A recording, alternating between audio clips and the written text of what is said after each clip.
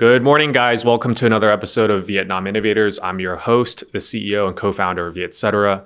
Thank you for tuning in for another episode every Tuesday on YouTube, Apple, Spotify, anywhere you get our content. Today, we're filming in a different location at Deutsches Haus. Deutsches Haus is one of the premier office towers and buildings and really icons of Vietnam. It sits here in Ho Chi Minh City. And we're very lucky today to be speaking to the CEO of Deutsches Haus. His name's Horst Geicke. He has a lot to share today, not just about this building, but about his time in Vietnam, his startup investments, and basically his vision for where Vietnam can go and how we, as a society and the country, can go if we can execute and really fulfill that vision over the coming decades and years. Horst, welcome to the show.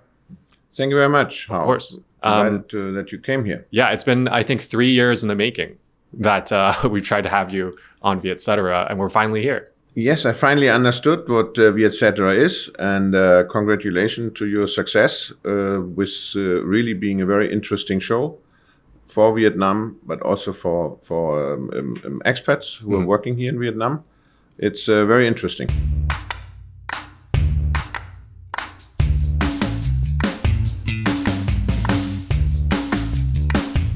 Well, let's just jump straight into it, Horst. A lot of people are very curious about your beginning. I think people here in Vietnam today know a lot about what you've done, but they don't really know too much about how you started. So let's talk about how you got to Asia in the first place and Vietnam as well. Yeah, it was about in 1980 that I really wanted to work overseas. So I had finished university education and was working in my hometown in Hamburg, but I really wanted to go out into the world. After a stint of a few months in South America and in Brazil, I then had the luck to come to Hong Kong and Taiwan, and in the summer on a trainee program. And I said, I want to get out to Asia. I want to work there, get a job, because things happen so fast. Especially in Hong Kong was such an open society in terms of doing business, getting things done. All the advantages Hong Kong had at that time. Singapore was very similar. So that attracted me versus staying in Hamburg or in Germany. Well, you get a promotion not by what you have done. You got a promotion by how many years you have sat on a certain chair. And I didn't want to go that pathway. So I came here and a few years later started my own business in the export and manufacturing world. Would you say that approach to your career is also applicable to those perhaps sitting in Germany today or not in Vietnam? Would you encourage them to come out to Asia as well still?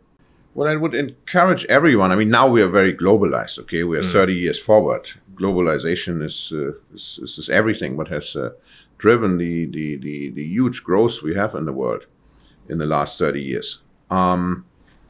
Yes, I would still encourage them to go out. One thing, which is my regret, I would encourage them to learn wherever they start going and be seated for a 2-year job or a 3-year job overseas to learn the language.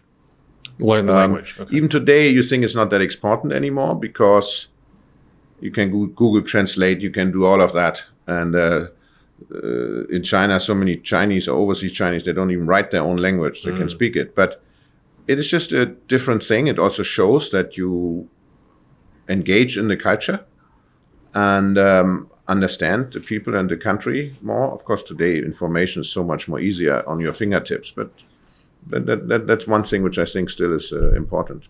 So you started as a trainee at a company for a few years, and how did you get into entrepreneurship? Okay, the trainee thing was in the summer of 1980. I started as a general manager of a German trading company in Hong Kong. So I was just a bit older than the office boy. That was really the start, and it was in those years it was all about manufacturing in Asia, cheap labor, less expensive products, and so on. And with that, many European and American brand names, manufacturers relocated their whole operation at the end into China, Thailand, Indonesia. So it was really the golden years, the ASEAN Asian boom.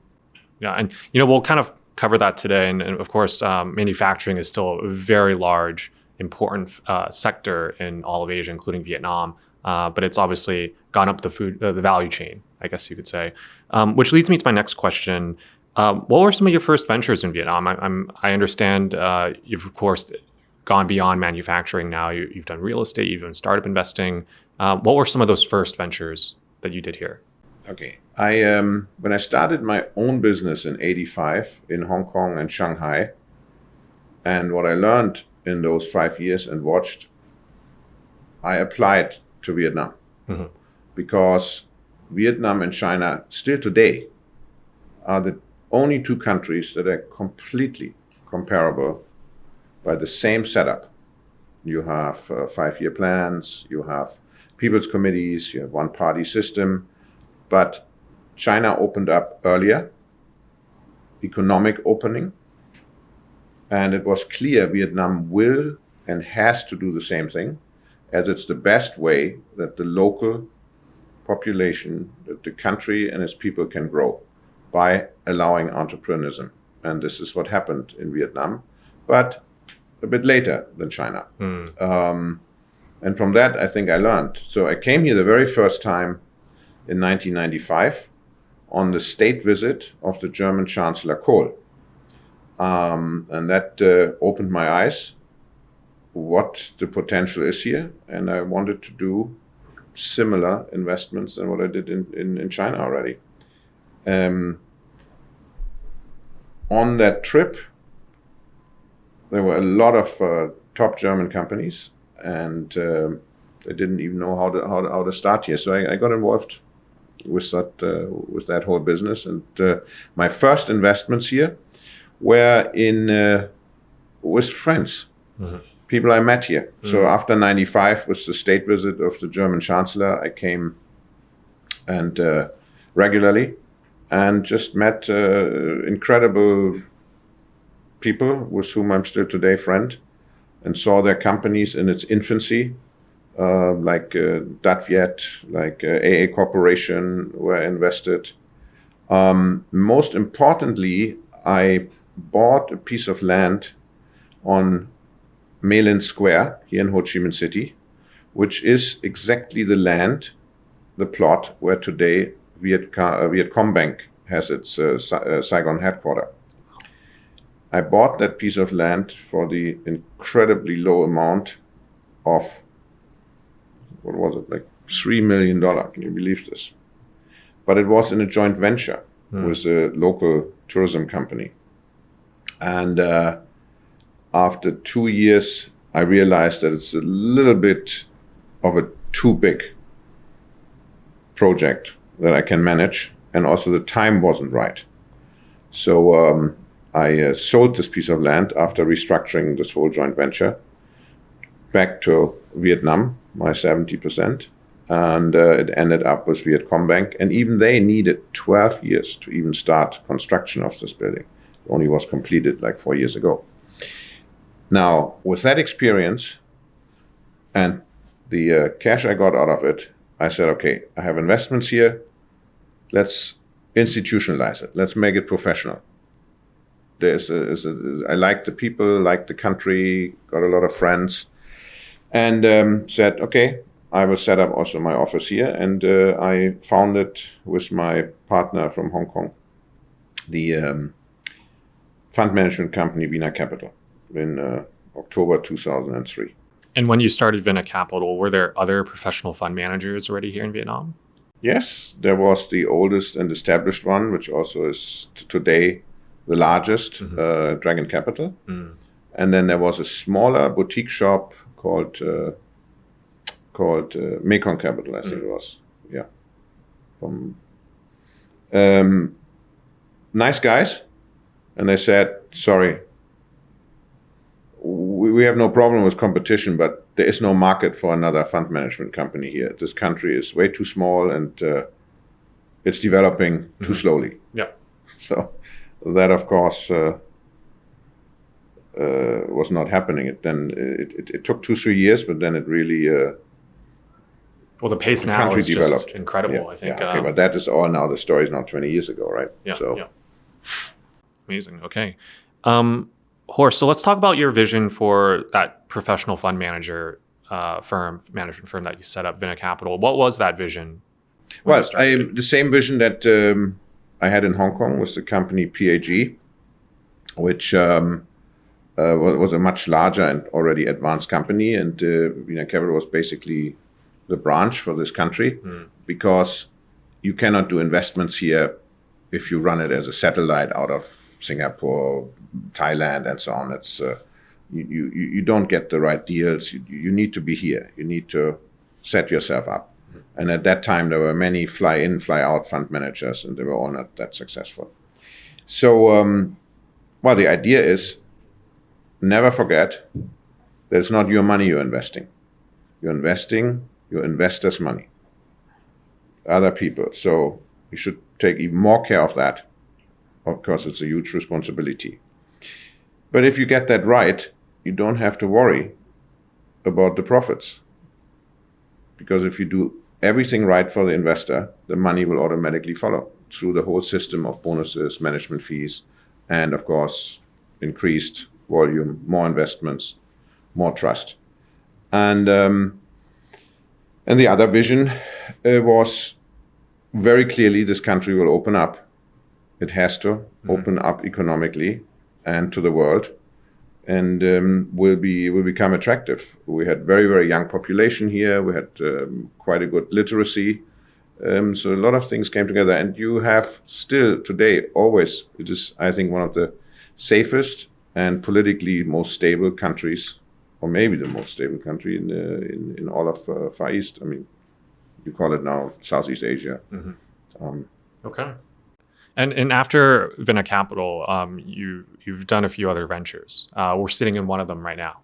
Well, I sold VinaCapital in 2012 for many reasons, some personally, some professional, but it didn't fit anymore into what I believed in and what I wanted to do next. And all my investments that I do now here, I don't need a fund management company for it. I have one in Hong Kong that has 12 offices around the world with fantastic partners. Well, after that, I kept a few investments, like the big automotive dealership, which we then later sold to Malaysia. I had private investments like Vina Games from the very beginning, which was one of the very first one or two staff, super bright guy in VinaCapital. But then very quickly he moved to full-time doing his online, no, it wasn't online, his games company, because he looked always very tired in the morning, and I thought, you're doing a lot of entertainment at night? No, I play games.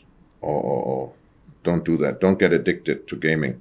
No, it's not a casino. It's games with little figures and okay, all right. So computer games. Yeah, it's like computer games. Yeah, I said, oh, like Game Boy, what my 8-year-old son is doing. No, a little bit more sophisticated. Anyway, that was the beginning of Vina Games. Yeah. But I also sold out of that investment and focused on property development. And I think that was absolutely the right time to do it. The property market has kind of exploded since 2012, 13, 14. And out of this came Deutsches Haus, but Deutsches Haus was a little bit of a different story because this was a tender from the German government to build on their land in a public-private partnership a whole commercial building, which the government cannot do. They cannot invest, but they can have an investor. So I was the investor together with a partner from Hong Kong. And we won the tender and built this building in record time, below budget. But the budget was a lot higher than what a normal building would cost. About 20% more, 25% more.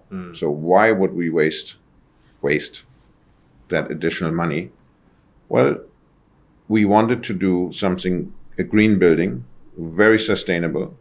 The electricity we use here is like 1/3 of other modern office towers here, because of very special cooling, ventilation, heat absorbing facade, and so on.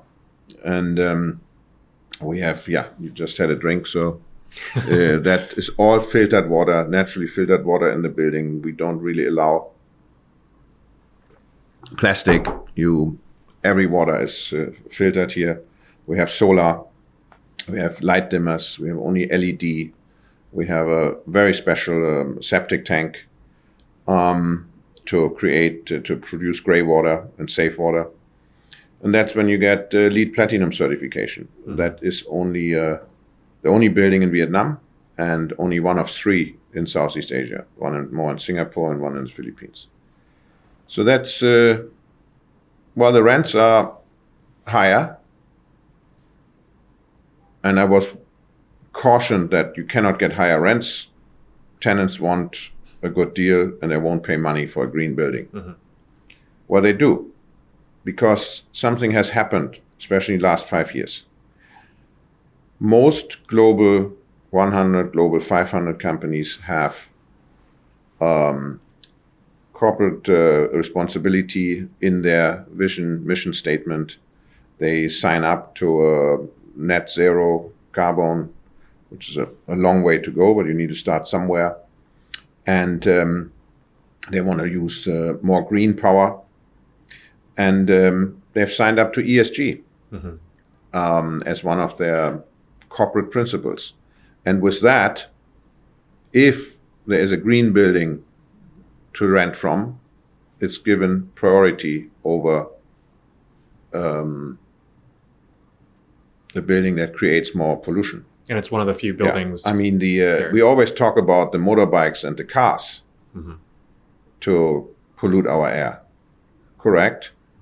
But 50% is from cooling buildings. That is the big part for pollution. And it's not in any building code. It's not in the law. Cars now have to have less pollution. But for buildings, the carbon footprint is not regulated yet in Vietnam. So this was a voluntary thing. So the building is full. Tenants are happy. The air is better here. And you pay a bit more. Will we see more Deutsche houses? No, this is really a one-off here, because this building was created as the feature project in the 2011 strategic partnership contract between Germany and Vietnam, signed by Prime Minister Win Tan-Yong and German Chancellor Angela Merkel on her visit in November 2011. And it was supposed, and it did, to show the strong bonds, partnership, cooperation in many fields, and starting with this building. So in this building is about 30% of the companies here have been attracted to Vietnam through our promotion to show Vietnam is a destination for service companies, for manufacturing companies. And 30% have never been in Vietnam. It's their very first office is here in Deutsches Haus. Because we also provide support. We have incubator service, we have arrival service, and there's a community also in this building. German companies and global international companies are in this building. Amazing. What's in store for the Deutsche Haus team if this is a one and only? Or do you guys plan to introduce more projects? I mean, or not even your team perhaps, but you individually, do you have other real estate projects that you want to do? Yes, I have bought 2 very interesting sites, and I've invested in another one. Again, doing a sustainable building, green buildings. But the main project that's up and running is on the coast in Ho Tran. We have built over 80 villas with very happy buyers, and it's coming a hotel and 300-400 apartments. You have to go slowly, step by step, but it's become successful. And it will be also green. It has to be. Especially on the coast, I mean, you have water is limited. Pollution starts to be an issue. That's kind of my passion. Why do we need to find so many plastic bags in the ocean? The awareness has to be created, and the law is not there. Or there is a law, but it doesn't get enforced. You can dump your trash off next to a police guard, and he wouldn't even scold you or call you back. That's the awareness have to be set up. But I think the government can do that, because if you see how effective and efficient government orders and rules to how to handle a pandemic were followed by the population, that's pretty outstanding. Put on a mask, well, next day they all did it. And that shows that people care for health, listen to instructions when it's needed, and it definitely was needed during the pandemic. Well, now we need some instructions about pollution, and not to burn your trash behind your house, what they do in Hanoi, and the air is so bad, and throw your plastic bags out of your driving truck or car. This it can be done. It's an educational process.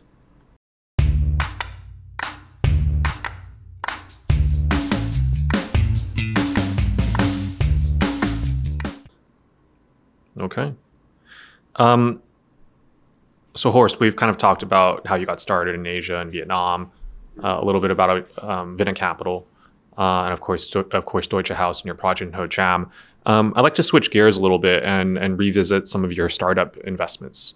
You mentioned Vina Games was one of your first investments. That now is a unicorn company. Official name is VNG.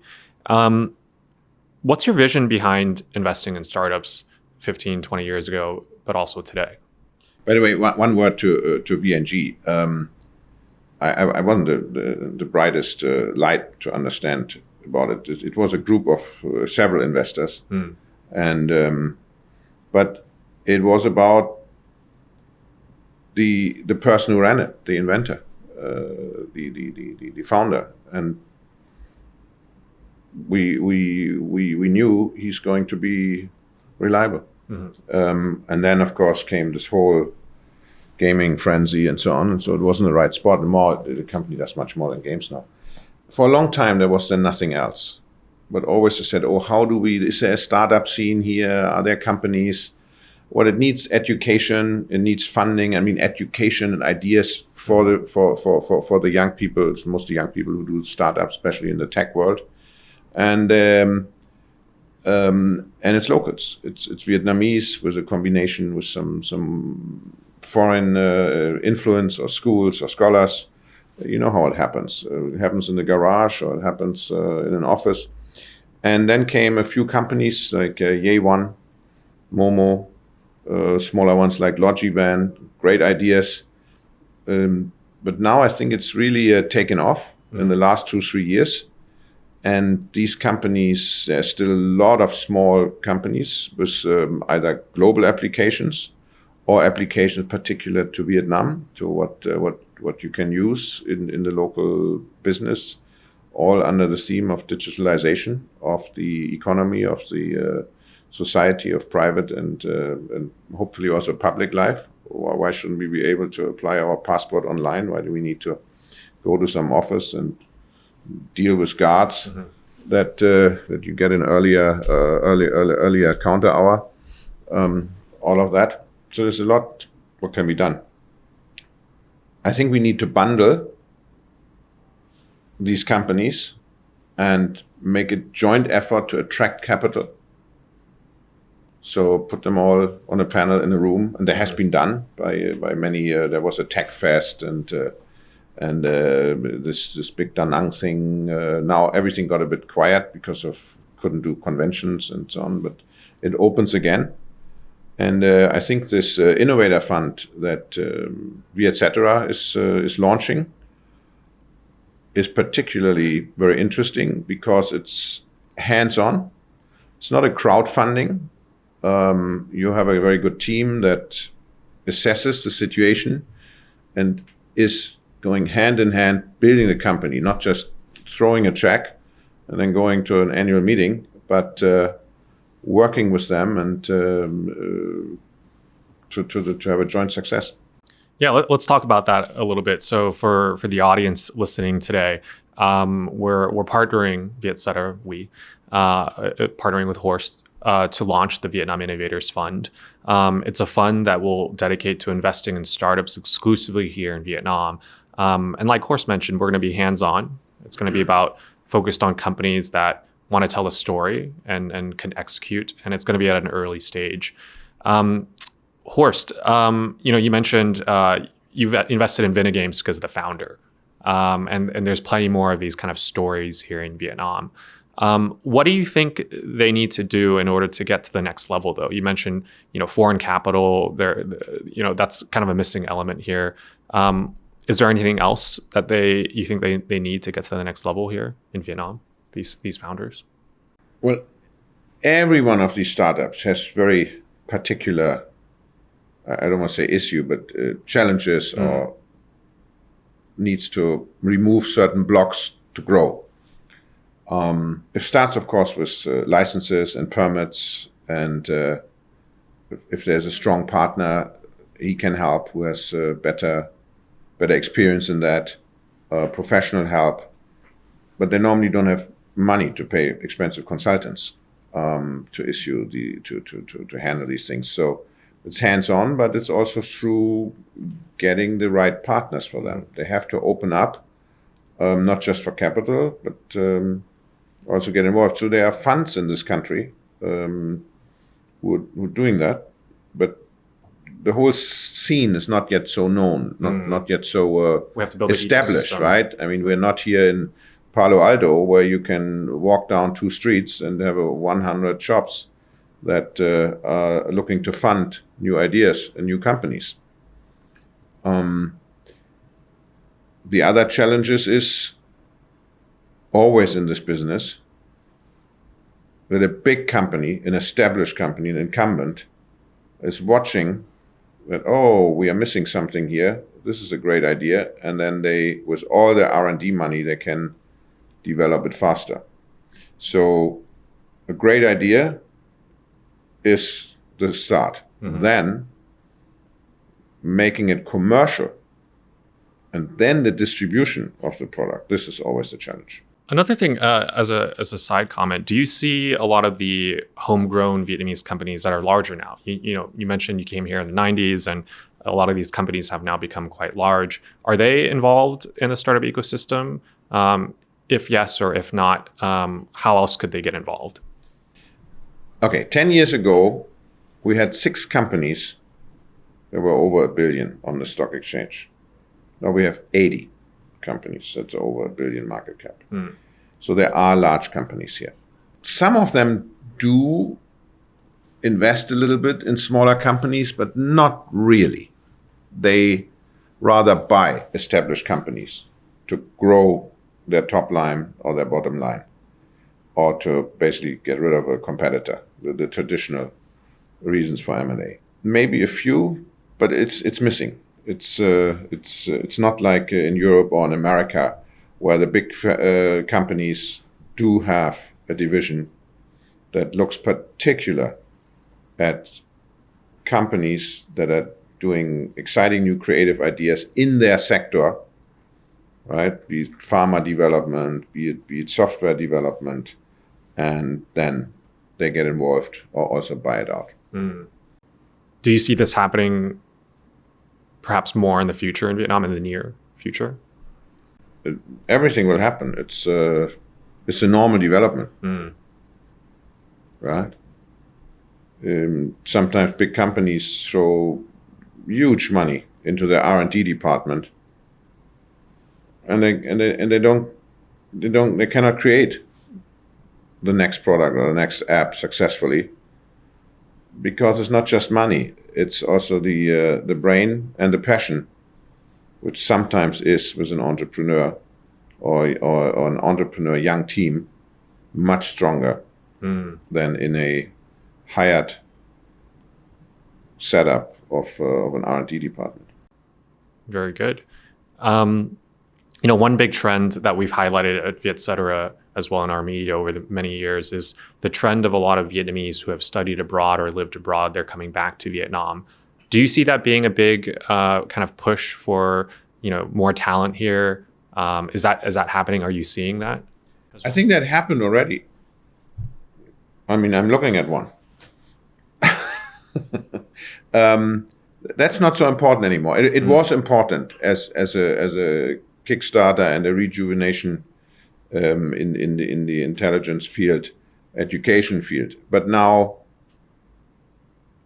Vietnam is really bringing out excellent graduates, and look at what FPT is also doing in this country for education. Mm-hmm.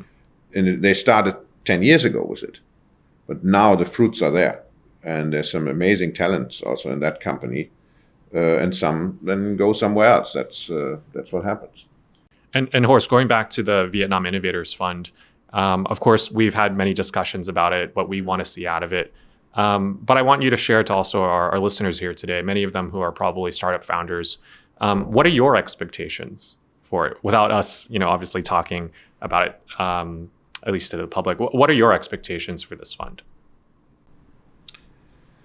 Aside from returning, of course, a good ROI. Well, nobody wants to lose money, but typically, you not everything can work. See, my very first fund was the VinaCapital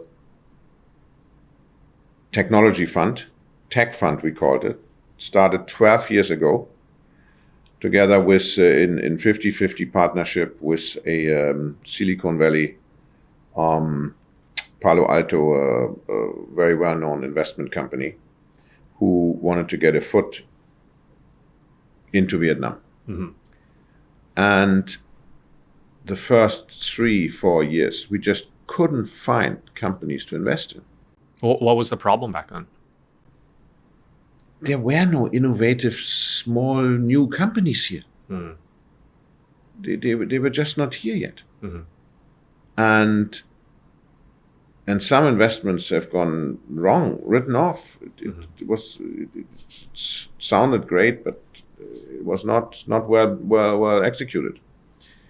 But in the whole lifetime of this fund, the thing is just came to an end. It was 3-4 times X multiple over 12 years. Now I don't think it will take that long. There is a much better support system here for startups, and more importantly, there are much more promising startups. The whole world has developed. So whether it is a completely new idea, or it is just the something that had worked in other countries, but the applications are not yet localized to be distributed in Vietnam. Mm. But everything, and the next field is, of course, AI has also arrived here. We talk about industrialization of Vietnam. Sure, huge FDI is coming into this country. It's now, this year and the last year, it was really an amazing window of opportunity for Vietnam, because we have all the industrial parks, we have the staff, we have the talented people, we have the government working much better together with companies here, with investors and local companies. And the situation and the issues we have in other countries, like in China, which investors wanted to have a second base. The pandemic in China is not solved at all, so big investments coming in Vietnam. And it's not because of low labor cost. Now, all these new factories are very, very automized, almost robotic. And that's good. We don't want sweatshops here. It's not the idea. I think the government is having a very good look and control over this. You have to have you get your investment license when you prove that it will be a very modern factory. So they call it 4.0. But yes, that's what's happening. Amazing. Well, thank you for sharing these insights with us, Horst. Everything from real estate to startups to manufacturing. Hopefully our listeners here today have learned a thing or two. And for those of you looking to invest in Vietnam, or perhaps even just take a look at Vietnam, keep reading and listening to all of our shows and our website here at Vietcetera. We hope our insights shared by Horst today have been insightful. Horst, before we log off today, is there anything else that you perhaps would want to share to our audience as a parting note? Well, if these are young entrepreneurs, I think very important from the beginning, get your corporate governance right, sign up to ESG, have one or two reliable mentors, and you will find your way. Excellent. Well, there you have it. Thank you, everyone, for tuning in for the latest episode of Vietnam Innovators. We look forward to having you on the next episode. Thanks again, Horst, for joining today's show. Thank you for having me here. We'll see you next time. With a comprehensive healthcare ecosystem, Jio Health integrates technology to optimize the examination experience for their customers. The Jio Smart Clinic provides a multi-specialty clinic experience with a team of elite doctors and cutting-edge technology. And with their recent Series B investment of up to $20 million, Jio Health is coming closer to expanding their smart clinic system nationwide.